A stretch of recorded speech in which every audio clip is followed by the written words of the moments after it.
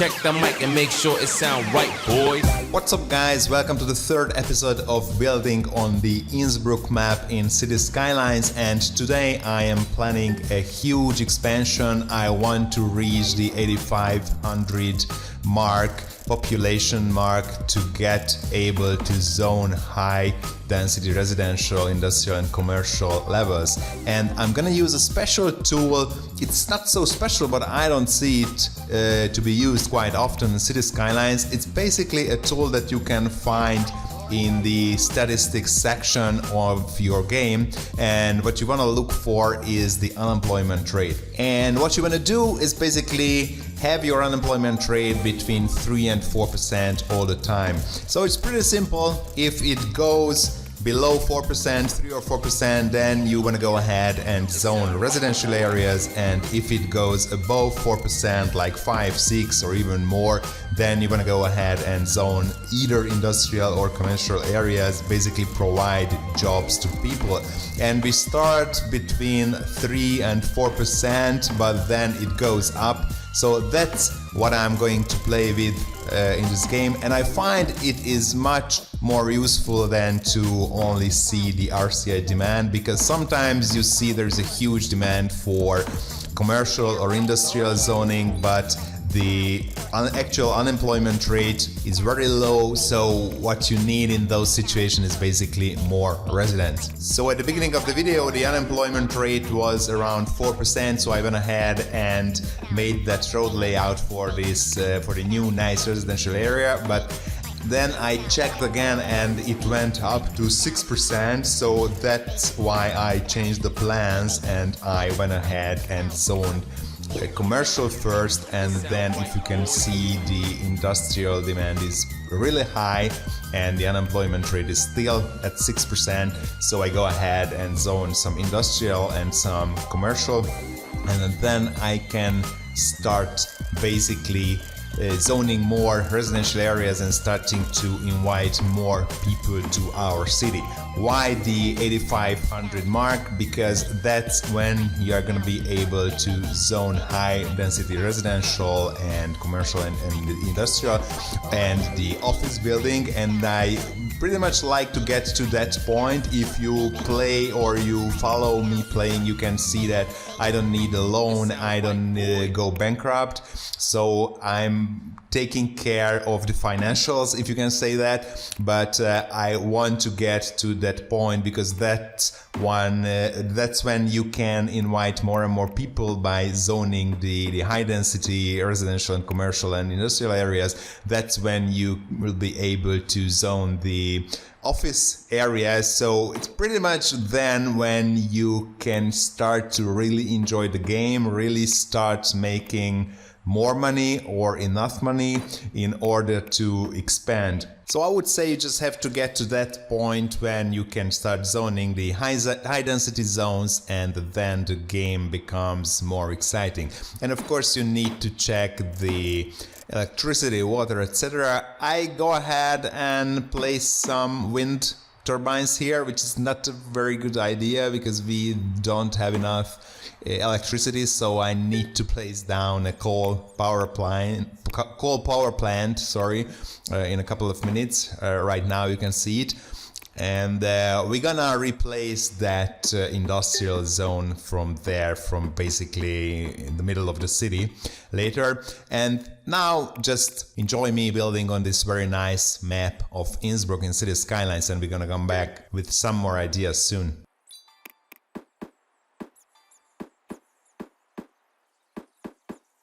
So what I'm doing here is constantly checking if there are parks for our citizens, then checking electricity, water, checking the schools and fire stations, etc.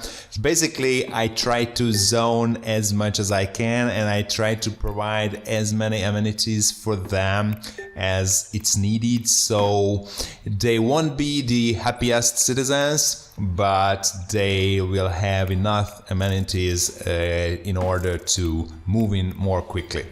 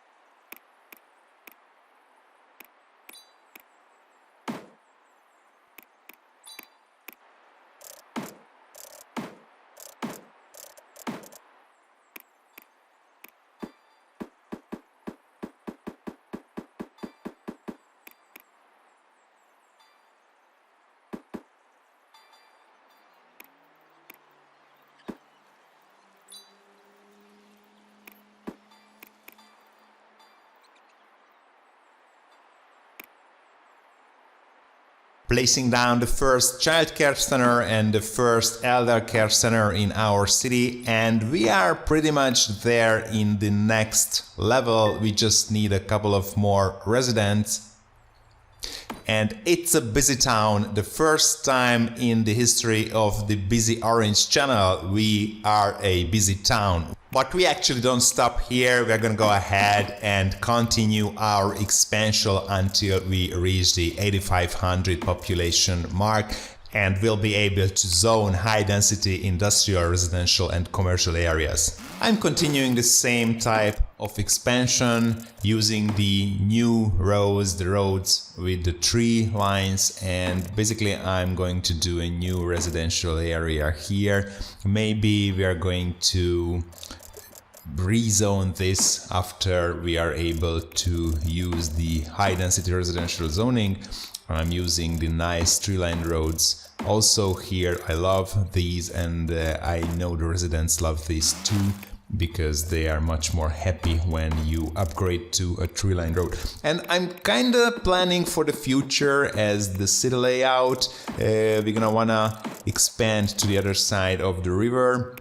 And this 6-lane road that you see at the top of the screen will be in my plans. It will be one of the main roads that will lead to the other part of the river.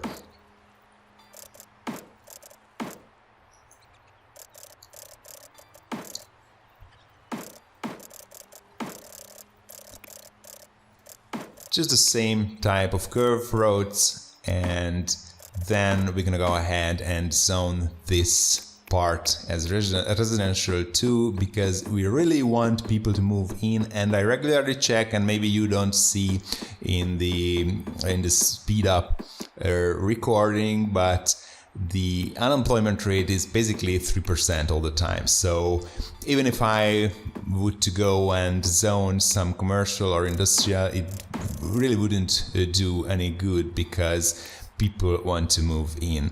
And we're gonna have problems with the trash, and we're gonna have a lot of problems. I don't really like to play the game at 3 speed.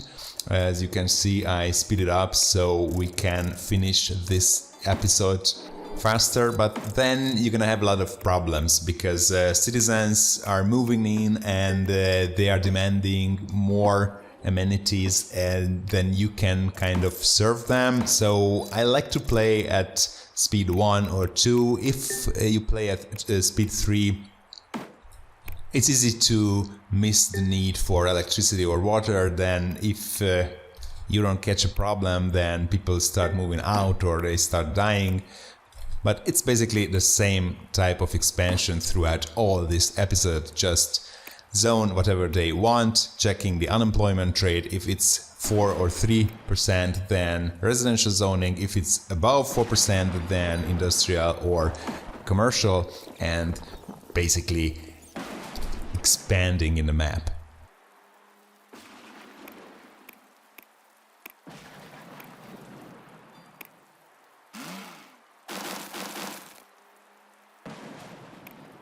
Here, as you can see, we ran out of electricity, and we pretty much ran out of money, but no need to worry, because the income rate is pretty high. So I'm not able to place down a new power plant, so I need to up the budget on the electricity, but we're gonna earn back a lot of money very soon, so there's no problem financially in the city.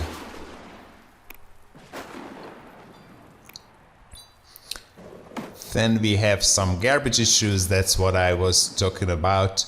You shouldn't really run your simulation at 3 speed, I guess, especially in this early stage, because you're gonna run into a lot of troubles, but we're gonna solve all of them still in this very episode. Still fighting with the garbage issue. We need a lot more garbage facilities. And now I guess our garbage production or garbage service is okay.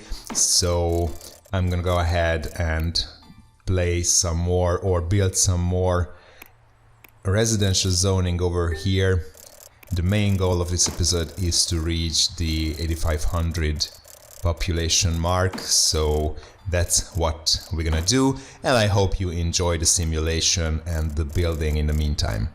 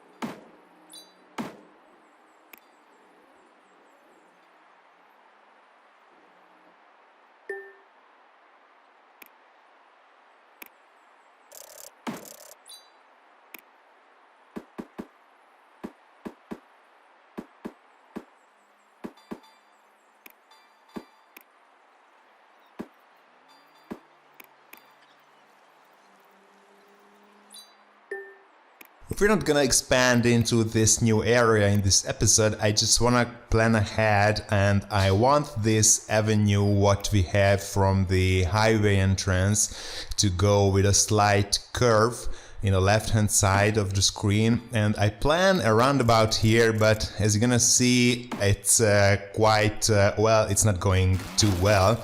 I don't know why it does what it does. I tried once more, but it's gonna be the same.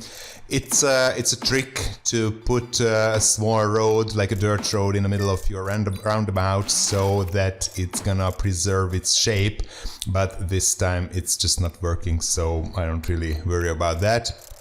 Here's where we plan our nice curve, and the right hand side we're gonna build in the other side of the river, and we are soon gonna reach the next level, the level what we were aiming for in this episode.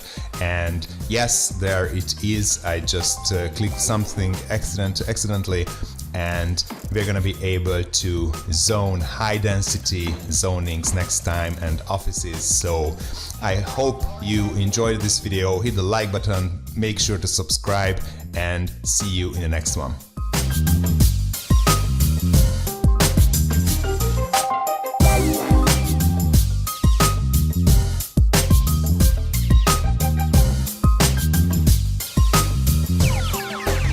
It sound right, boys.